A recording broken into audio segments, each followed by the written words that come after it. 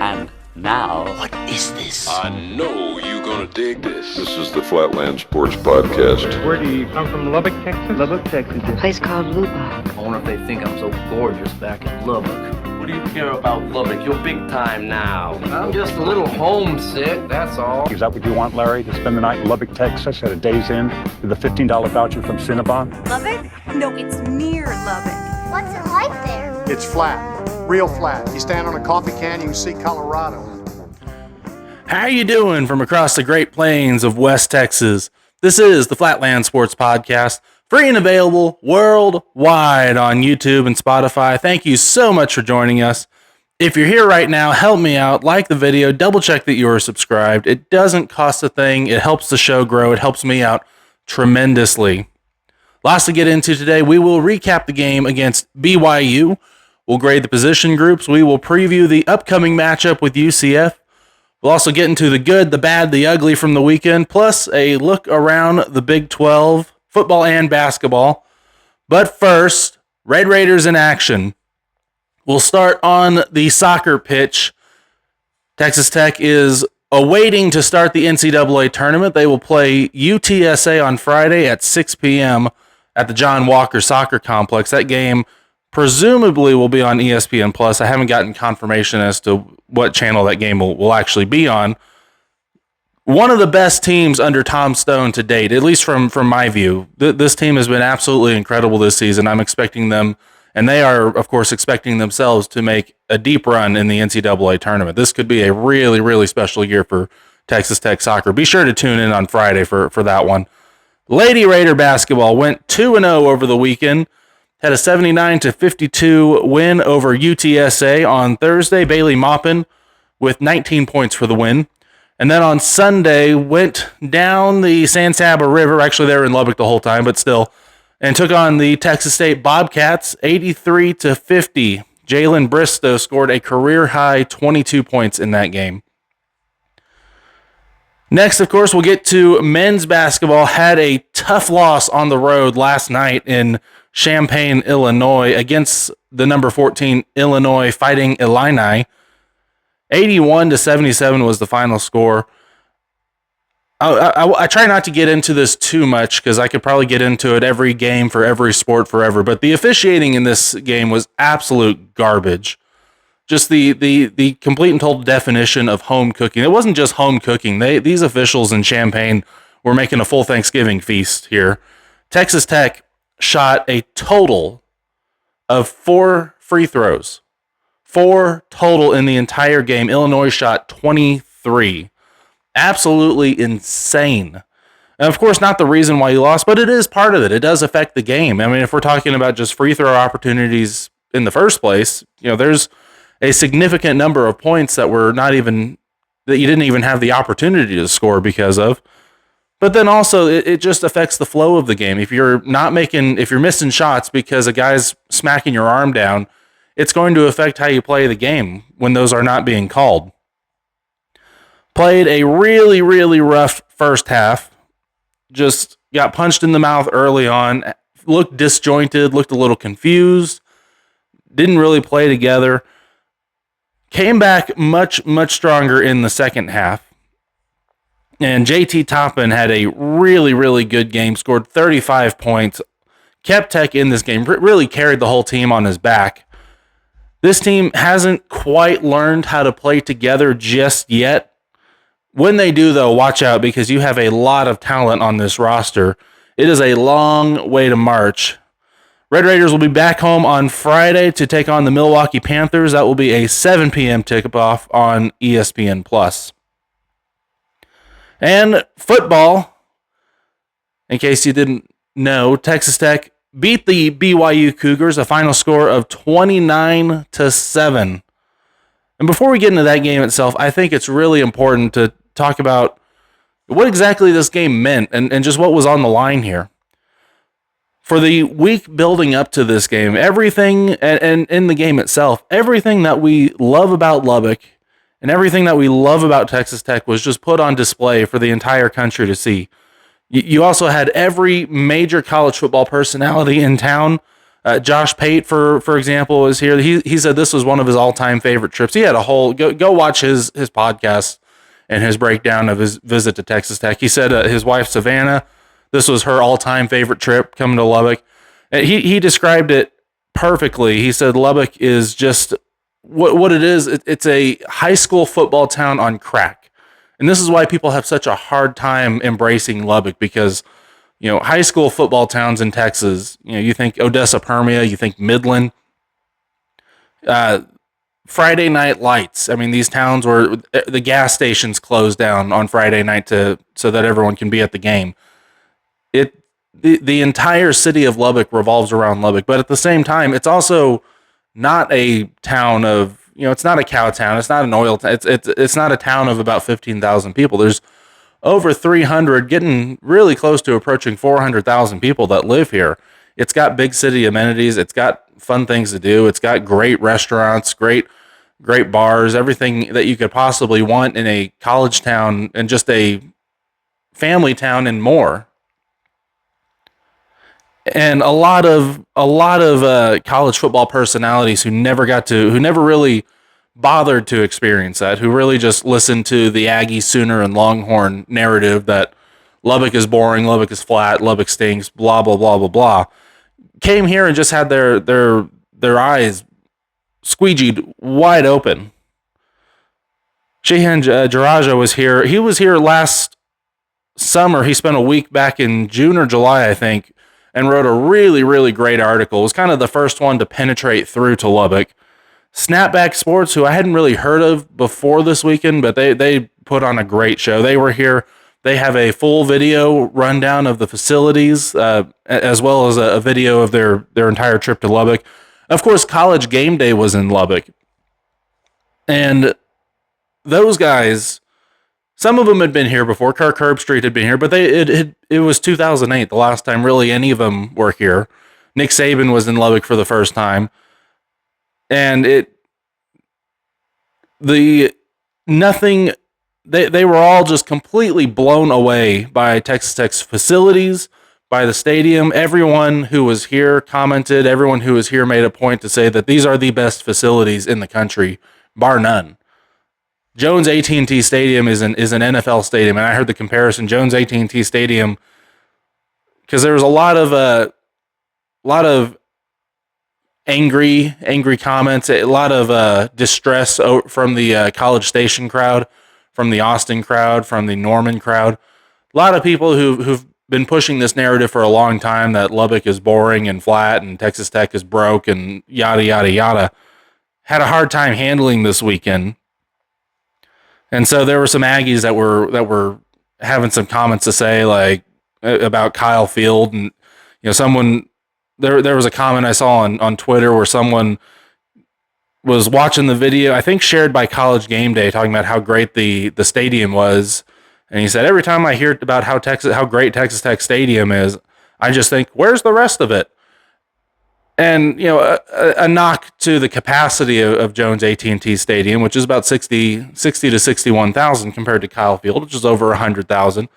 But the biggest difference between Texas Tech and these SEC schools, including Kyle Field, including Darrell K. Royal, is that these huge SEC stadiums, first of all, they have the capacity they do because they don't put any chairbacks in. They just have bench seats. They cram as many people as possible into the stadium. These stadiums really should have, if you had any sort of decent amenities, these stadiums would have maybe about 10 to 15,000 people less. These 80,000, 75,000 seat stadiums really should be 60 to 65,000, but they're just trying to cram people in like sardines. There's no concession options. There's no, like I said, there's no seat backs. It's all bench seating. You got nothing. It's a 100,000 seat pile of concrete over at Neyland Stadium in Tennessee. Now, I've been to Kyle Field. I was in Kyle Field in 2010 before the renovations. It truly was a triple-decker high school stadium. There was nothing special about it. It was 3 decks of bench seats all the way around. Now, it's been renovated since then. I will give them the benefit of the doubt that it's a lot better, that it's improved, that the amenities have improved since then. But from what I'm hearing and from what I heard from everybody who visited Lubbock, that's really not the case. It's still basically a triple-decker high school stadium. I'm sure concessions have improved a little bit, but ultimately it's huge. It's massive. All-time great atmosphere in college football. Now, I think what SEC fans get into is they start hearing that Texas Tech has a better stadium than them, and their first thought is, well, look at what Death Valley looks like. Look at what an Alabama game looks like, a Georgia game. Well, yeah, the atmospheres are great. And Texas Tech, by the way, also has an all-time great football atmosphere as well. The atmospheres are incredible in the SEC, and that credit to the SEC fans. It's all them, because that's all that is there. There's nothing else in the stadium making it better besides the fans just being crazy about football, and good for them. But ultimately, everybody here saw Lubbock in a whole new light.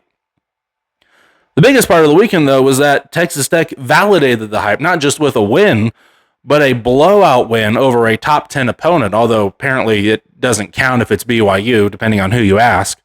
Texas Tech had the spotlight, and Texas Tech has had the spotlight before, many times over the last 15 years. There were plenty of times where we thought we were back. There were plenty of times where Texas Tech had a chance to change the narrative and turn the ship around, and couldn't, and fell face first on usually national TV. This time, Texas Tech had the spotlight and showed the country that the Red Raiders have arrived and are here to stay. I'll talk about the game itself. I said in the preview that it would be about which offense could break through one of these juggernaut defenses. Ultimately, it was Texas Tech who was able to break through. Tech had trouble getting across the goal line in the red zone all day. Credit the BYU defense. They're an absolute dominant defense over in Provo, Utah. But with the level of defense that Texas Tech was playing, you didn't have to. All you had to do was get within striking distance, and Stone Harrington could just kick a field goal, and you ended up putting up 29 points you scored 29 points in only 2 touchdowns. And some might consider this offense to be a liability, and I'm telling you, 29 points isn't something to turn your nose at. What it is Texas Tech is playing normal football now. You're playing Big Ten, Ohio State, Iowa. You're playing SEC, Tennessee, Alabama type of offense. You're not playing Mike Leach offense anymore. And after 20 years of watching Mike Leach and Cliff Kingsbury coach teams, we're used to Tech playing a very unrealistic level of offense where you regularly put up 50 points and you're making defenses look silly. Now you're playing NFL ball. You're putting up normal numbers. There's not a lot of tune in on Sunday or tune in to the SEC or the Big Ten on Saturday. You're not going to see, unless they're playing the Citadel, Ole Miss, a lot of games where you're scoring more than 30, and they'll try to tell you it's because it's hard, tough defenses. It's not like the Big 12. The Big 12 doesn't play defense. Now, the Big 12 plays defense really, really well. Iowa State kind of turned that narrative around. But this is just how football is played. I mean, one of the greatest games in Texas Tech history was the 1995 game in Lubbock against Texas A&M. That was where Zach Thomas snagged the interception from Corey Pulig and returned it for the touchdown to win. The final score of that game was 14-7. Both teams scored a combined 21 points in that game, and that's just what football was until Mike Leach took over at Texas Tech and completely changed the game.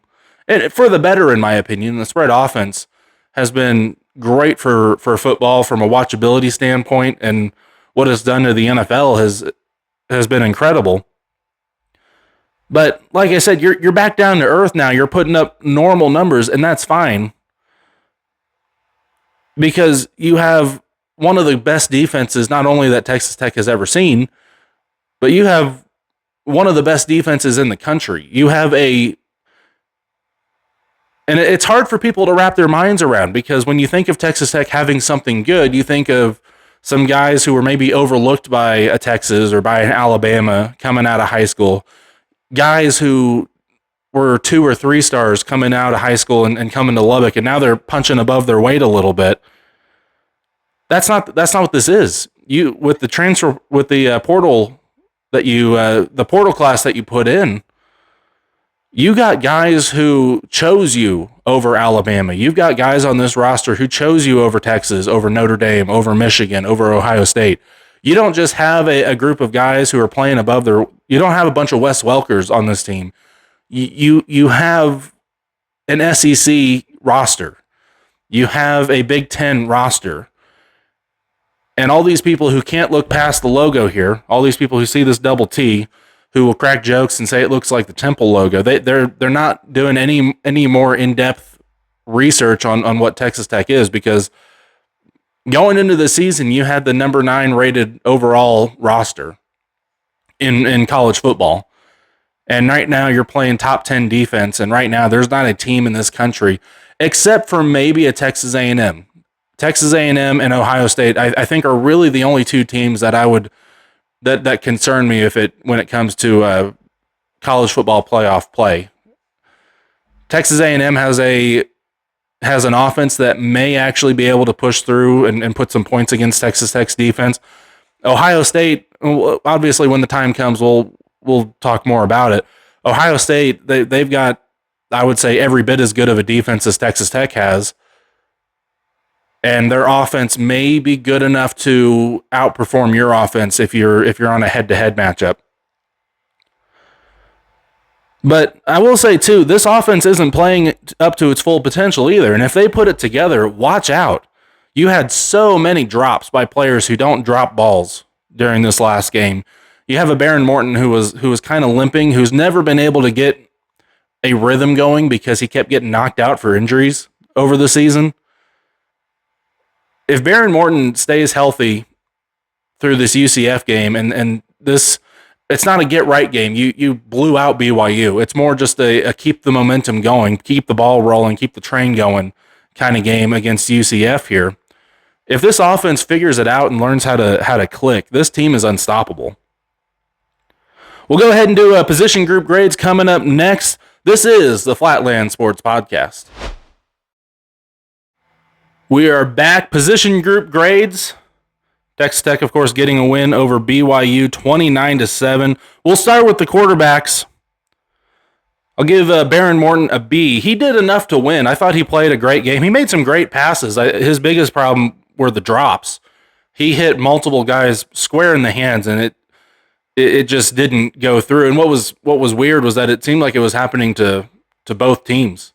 And I think what it was, the majority of these drops that I saw were in the north end zone, or roughly on the north side of the field. That applies to both Texas Tech and BYU. The sun was sitting right above the south end zone. You could see the shadow of the double T scoreboard creeping across the field for most of the game. But I'll give Morton a B instead of an A. I thought he held onto the ball too long in some cases. Now, credit BYU for that. BYU played excellent coverage and just couldn't. You had a hard time getting guys open. And he's obviously still injured. He's still limping. He's not 100%. He lost the ability to really scramble and get out of the pocket, which is fine because he's an excellent pocket passer. You lose that weapon and Baron Morton's ability to get out and run for 10, 15 yards down the field. Running backs, we'll give you a B. Cam Dickey had a touchdown. Jacoby Williams, I thought, had a good game. He had a really, really good run in the shadow of the national championship college football playoff trophy. They were trying to do the promo and had to cut it short because Jacoby Williams was running down the field. Just barely got caught before he crossed the end zone. Cam Dickey, by the way, 23 carries, 120 yards, 1 touchdown. Jacoby Williams, 13 carries, 77 yards. His longest, of course, that 43-yard run. Wide receivers, I'm giving you a C. As I mentioned before, too many drops. This was not your best game. You did enough to win. The offense in general did just enough. Well, it wasn't even just enough to win because a touchdown and a 2-point conversion would have been just enough to win with this score. But you did enough to keep the offense moving. You made some great catches down the field. You made some great plays. Reggie Virgil, 3 receptions, 54 yards. Coy Eakin had a good game, 4 receptions, 52 yards. Terrence Carter, 4 receptions, 41 yards. It was very evenly spread out. There wasn't just one guy who took over, which is really what I thought this game was lacking, and really what this offense is kind of lacking is just the one guy who could just step up and make a play. Usually that's Caleb Douglas. He was quiet this game, 2 receptions for 12 yards. But you got to get the drops under control. You can't be successful and drop the passes that you dropped in this game. Defense, as you know, I grade defense on a pass fail, and as usual this year, A+++. The defense pass completely shut down Bear Bachmeier. The whole week leading up to it, it was talking about how great Bear Bachmeier was, how he's the guy who's going to break through Texas Tech's defense. He wasn't. He could not get anything going on the run. And as I said in the pregame, he's not a great improviser when the pocket starts to collapse. He can do design runs, great. He has an absolute cannon of an arm, but he was never given enough time to allow plays to develop to take advantage of his arm.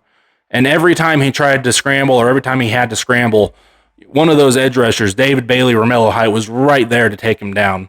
And of course, Jacob Rodriguez had a heck of a game, made his case for Heisman in front of a national audience. 14 total tackles, 9 solo. He had 1 tackle for a loss, but a huge interception at the end of the first half, or close to the end of the first half. Cole Wisniewski had a great game, 10 tackles, 5 solo. John Curry, he really stepping into the picture as we approach the end of the season. 7 tackles, 4 of them solo. Ben Roberts had a good game. Brendan Jordan, of course, you can't say enough about David Bailey and Romello Height. This is your defense. Jacob Rodriguez in the linebacker position, David Bailey, Romello Height as the edge rushers, and they just suffocate you. They suffocate you, and there's nothing you can do about it. Special teams, we're giving you an A++++. We're giving you extra credit. We're giving you a freebie. I don't know how much more to say. Extra teams, special teams won you this game. Stone Harrington, 5 for 5. His longest 47 yards. That was the first field goal that put Tech up 3-0. 2 for 2 extra points. Stone Harrington alone accounted for 17 points. That's 2 touchdowns and a field goal from Stone Harrington. And then Jack Burgess. Part of the reason your defense is so successful is because you have Jack Burgess doing what he does. He had 5 punts in the game, totaled for 264 yards, 1 touchback. 2 of them went into the 20. His longest punt was 61 yards. And we've seen time and time again, teams that face the defense that Texas Tech has, if you're starting inside your own 20-yard line, if you're starting inside your own 30, they've been unable to even get across midfield in most cases.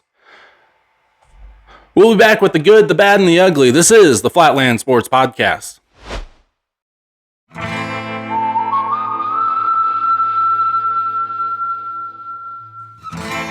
Audio Jungle.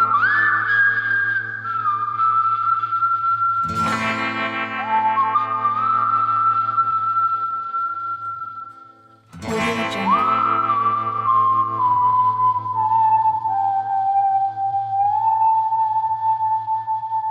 We've got the good, the bad, and the ugly from the Big 12 weekend. We'll start with the good. Everything about this weekend was good for Texas Tech. You had College Game Day here. You as we mentioned before, Lubbock just absolutely got put on a pedestal and shared with the world, and everything we love about our city and our university was just out there. And finally, you get some acknowledgement from the people who've been really working to put you down for the better part of 50 years. ABC, I had to look it up, and I'm not 100% sure because it's hard to find these records, but this was the first Big 12 game on ABC since the 2022 Big 12 championship game. I believe that was against Baylor and Oklahoma State. And of course, you got the win, and not just a win, but a really, really good win, 29-7 over the 7th-ranked BYU Cougars. You get a top 10 win. I've been arguing with Notre Dame fans all week because of whatever. Joey McGuire supposedly hurt their feelings. For whatever reason, they're trying to tell you that BYU doesn't count. They're really not a top 7 team. They're not a top 10 team. Their losses to Texas A&M and Miami count more than your wins in this season. No, it's BS. This was a huge win for Texas Tech. BYU is a really good team. BYU is capable of making a deep run in the college football playoff. Also good, Houston getting a bounce-back win against UCF. It was a little tricky for a while for that game, but Houston came up with the win. I was hoping they would creep back into the top 25 and give Texas Tech another ranked win. They did not. And Iowa State bouncing back against TCU with the injuries that they've sustained. Their season really, I thought, was done, and by their standards, maybe it is done. But they're not out of contention here for at least a decent bowl game. The bad, TCU's loss to Iowa State. TCU's season is cooked now. I don't know. I thought TCU was maybe a dark horse candidate to win the Big 12. They looked really good coming in. They just haven't put it together. They just haven't been able to do it, and now they're suffering for it. They've got BYU this coming week on the road. Could be an upset, but I think BYU is going to bounce back in a big way. We'll talk more about that game coming up too. And really, the biggest part of TCU's season, does TCU need to start having a conversation about Sonny Dykes? Sonny Dykes came in his very first season after taking over for Gary Patterson, who was kind of forced out against his will. Goes to the national championship game. Of course, they get blown out by Georgia, but everyone was going to get blown out by Georgia. That was a generationally good Georgia Bulldog team that TCU faced. But right out of the gate, after what was a pretty rough final season for Gary Patterson, Sonny Dykes comes in and takes him to a national championship game. Doesn't win the Big 12, but wins what would be considered the Big 12 regular season if that record was still kept. And then beats the Big Ten champion Michigan in the college football playoff to make it to the national championship game. But was it Sonny Dykes, or was it just the fact that we all learned that Gary Patterson just refused to try to play offense in any way? And it's looking more and more as the seasons go, and as Sonny Dykes is having to put the teams together himself and having his own guys and his own coaching philosophy fully enshrined at TCU right now. It doesn't seem like he's the guy who can get it done in Fort Worth. Now, I'm not saying he's there yet. I'm not saying TCU is going to be making a change this offseason, but that seat's getting a little bit warmer for Sonny Dykes. The ugly. Kansas lost to Arizona.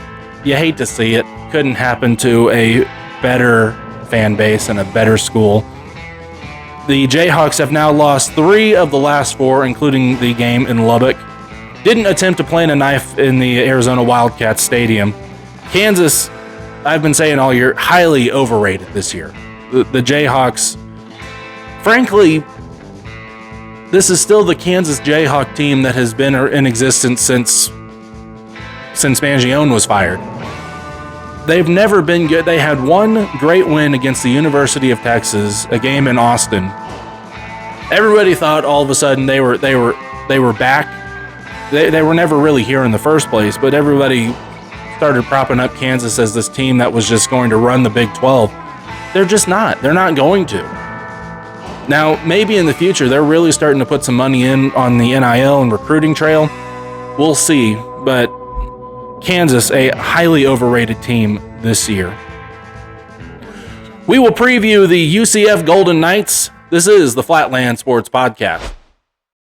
Texas Tech will take on the UCF Golden Knights here in Lubbock. This is Senior Day, the final regular season home game for the Red Raiders. That is a 2:30 kickoff on Fox. Tech a 23.5-point favorite. What do we need to know about UCF? Well, the Knights come in 4-5. They are 1-5 in the conference in full rebuild mode with Scott Frost returning after leaving for Nebraska. What players to watch? We'll start with quarterback Taven Jackson, the junior from Greenwood, Indiana, 6'4", 212 pounds. He very mobile, not a very strong arm, but he can make really good throws from the pocket. You also have running back Miles Montgomery. He's a senior, 5'11", 205 pounds from Jacksonville, Florida. He's got 118 carries for 595 yards, 4 touchdowns on the season, averages 5 yards a carry. Wide receiver Dwayne Thomas Jr., the junior from Miami Gardens, Florida, 5'8", 175 pounds. He's got 40 receptions on the year, 402 yards, no touchdowns through the air, though. And then, of course, look out for edge rusher Malachi Lawrence. He leads UCF in sacks with 7. Keys to the game. This is another game where it doesn't really feel like there's keys to win here. Really, the biggest one is this. Don't sleep on UCF. They did almost pull off a good upset against the Houston Cougars. They are down. They certainly are not dangerous. They just got a win over West Virginia about 3 weeks ago and almost pulled off a win against Cincinnati not that long ago as well. Got blown up by Baylor in between those games, though. So they're up and down. This is not the team that Scott Frost hopes to have in his peak years at UCF. He's hoping to have them back to where they were before he left. Key number 2, play your brand of defense. Just do what you've been doing all year. This UCF team, specifically Taven Jackson, makes their living off of running and quarterback run. Just keep them contained. Do what you've been doing all year. Let David Bailey and Romello Height just make his life miserable, and this one won't even be close.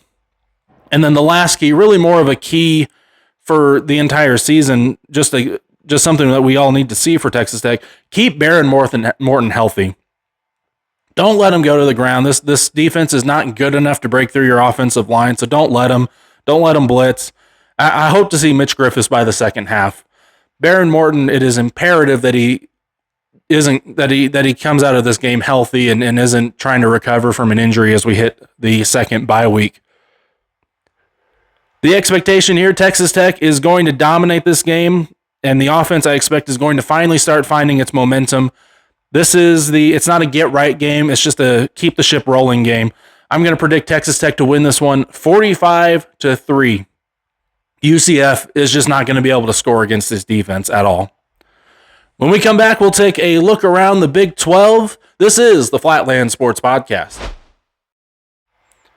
Back for one more. Let's take a look around the games in the Big 12 this weekend.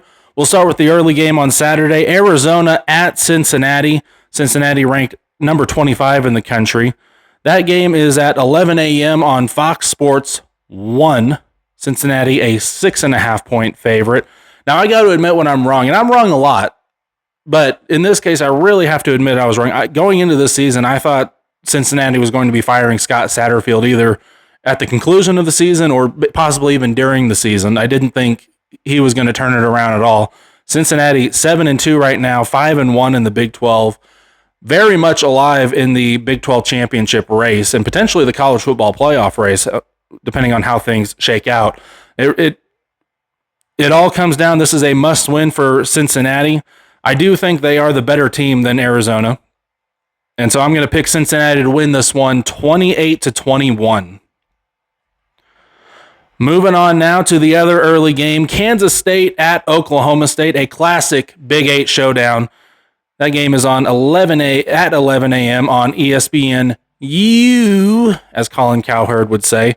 Kansas State, a 20.5-point favorite. I think Kansas State's going to cover the spread. Oklahoma State just wants the season to end. And I'm not in Oklahoma State circles. I have heard absolutely nothing. No rumors, nothing about the Oklahoma State head coaching search. They have been without a coach for months now. I'll be interested to see how that shakes out in the offseason. We'll move on to noon, the TNT game. That's West Virginia at Arizona State. West Virginia finding some ways to pull some upsets this season so far, but Arizona State proved to be every bit as good even without Sam Leavitt. Now, like I said, 12 o'clock, that game is on TNT. Arizona State, a 11.5-point favorite here. I don't think Arizona State's going to cover the spread, but I do think they're going to win. This game will be 28-17 let's say 21-13. Moving on now to the evening time slot. That is number 13, Utah at Baylor. That game is at 6 p.m. on ESPN2. Utah an 8.5-point favorite, and I think they more than cover that spread. Baylor has not been great this season. Dave Aranda might be gone before the start of next season. I'm going to pick Utah to win this one 32-20. And then, of course, the nightcap, TCU at BYU. That is 9:15 on ESPN. Big 12 after dark. BYU a 4.5-point favorite. The best thing that could possibly happen from a Texas Tech standpoint would be for BYU to just blow TCU out. And I fully expect BYU to come out guns a-blazing and blow TCU out in this game. I don't think it's going to be anywhere near as close as the spread indicates. It's going to be 38-10 BYU. They get a big win in Provo. We'll take a quick look at the upcoming men's basketball week. Of course, Texas Tech will face Milwaukee. That is on Friday. That's a 7 p.m. game on ESPN+. Elsewhere, UCF will travel to Texas A&M. That's also 7 p.m. on the SEC Network Plus. We've got Michigan facing TCU. Michigan ranked number 6. Traveling to Fort Worth to face the TCU Horned Frogs. We'll get a really good dose of what kind of team TCU is. Providence will take on Colorado. That game, and by the way, the TCU game at 8 o'clock on ESPN2. Providence and Colorado, 8 p.m. on ESPN+.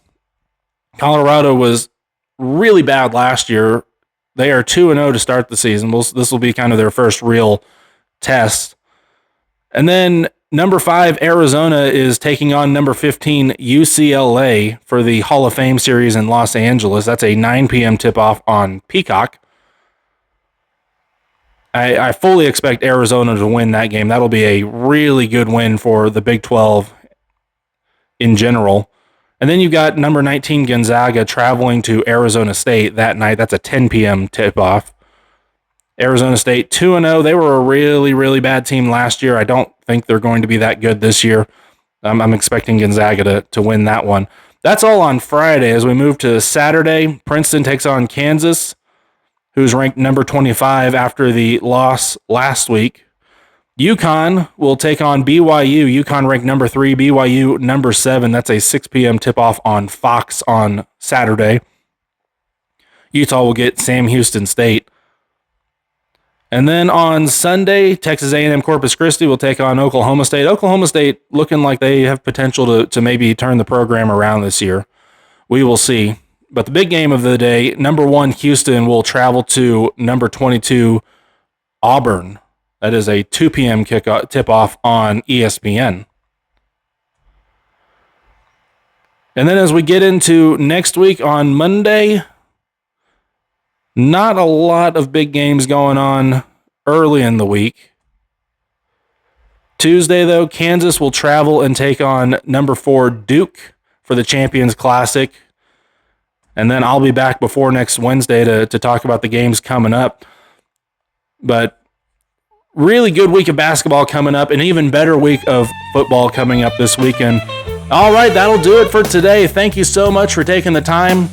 Please remember to like the video. Make sure you're subscribed. It just helps me so much. Share the video with another Tech fan if you know one, or share it with a Notre Dame fan just to tick them off. For Flatland Sports, I am Christopher Johnson. Thank you so much for joining me, and Wreck 'em Tech.